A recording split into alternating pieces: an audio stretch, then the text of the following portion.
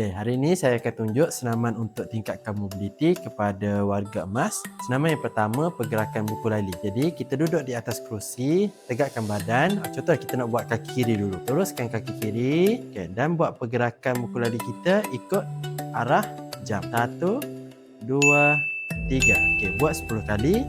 Lepas tu, kita buat 10 kali juga tapi bertentangan dengan arah jam. Okey, lepas selesai 10 kali yang ni, kita buat juga untuk belah kanan. Straightkan kaki dan 1, 2, 3. Sama.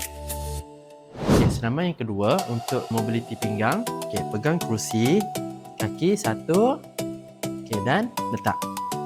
Okey, angkat kaki sebelah lagi dan letak.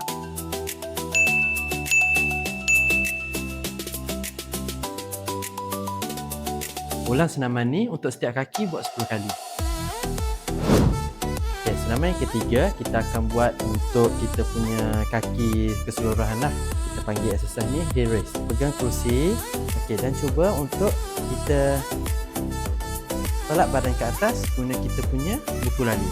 Okay, 1, okay, 2, okay, dan 3. Kalau masa buat tu rasa nak jatuh, pegang kerusi lagi kuat dan cuba untuk buat.